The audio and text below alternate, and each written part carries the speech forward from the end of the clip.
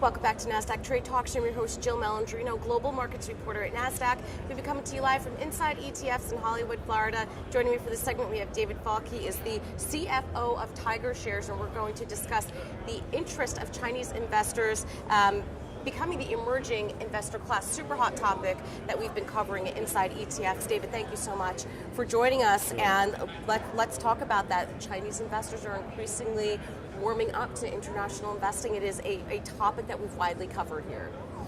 Right, so traditionally, it's been only the ultra-rich Chinese who have invested outside of China, but today, there's a large and growing class of middle-class Chinese investors who are beginning to invest outside of China.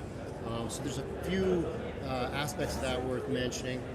Chinese in general are becoming more sophisticated investors. They're learning about asset allocation. They're learning about the benefits of international diversification. They are overcoming their so-called home country bias, where investors tend to overweight their domestic markets, at the expense of international diversification. A lot of the investment flows have been coming to the U.S., which the Chinese perceive as a safe place to invest. We have, obviously well-developed investor protections. We have good regulation. We have corporate governance. And so the Chinese think of the U.S. as a reasonable market for allocation, probably the number one sort of destination for asset allocation. What investment products are they looking at? So if you follow the accounts in the press, you know that the Chinese have, over the last few decades, have invested very heavily in real estate. You hear about the Chinese investing in, apartments in Vancouver and this kind of thing. Yeah. So they're very overweight real estate. And for the Chinese, they invest in things that are familiar, and so real estate for them is a familiar asset class. It's a physical asset. There's cash flows associated with it, and we think that. But one drawback of private real estate, anyway, is that it's illiquid. Mm-hmm. So the Chinese have been thinking about liquidity, and in light of current market volatility, of the Chinese stock market crashed in 2015, the U.S. market pulled back last year. So these Chinese investors who invest in real estate are, rethinking investment in real estate in terms of liquidity. We think that they're going to go to fixed income, so bonds, fixed income ETFs, even bank CDs and treasuries.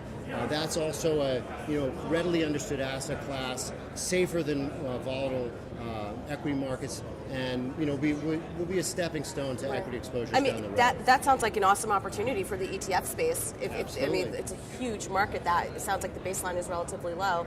But okay, so last year MSCI added mainland Chinese shares to its indices, and I remember this being a big deal.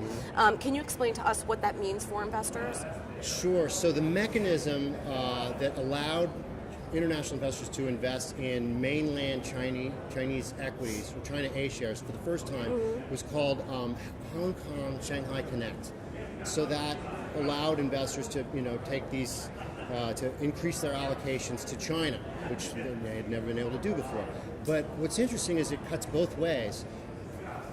Hong Kong Connect also allows Chinese investors to invest in Hong Kong stocks without a Hong Kong brokerage account. That wasn't the case a few years ago. So that's part of kind of an opening up that's occurring in China.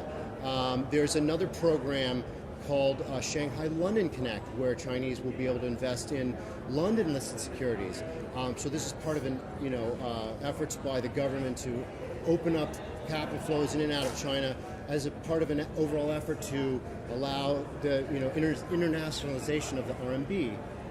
And so, but the government's going slowly because they want to maintain financial and social kind of stability. But it's a process that's a trend that's going to continue, and we think it's inevitable. It would be interesting to see what happens with real estate should those assets all shift to products like an ETF, for example, because you can get real estate exposure through an ETF as well.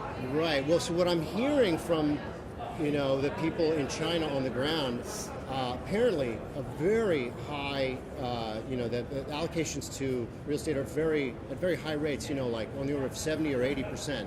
So that could be a huge shift to fixed income or equity, and so that's, like you say, it's good for the people for the issuers, for sure, yeah. All right, David, thank you so much for joining us at Inside ETFs. Sure. And thank you for joining me throughout the coverage. I'm Jill Malandrino, Global Markets Reporter at Nasdaq.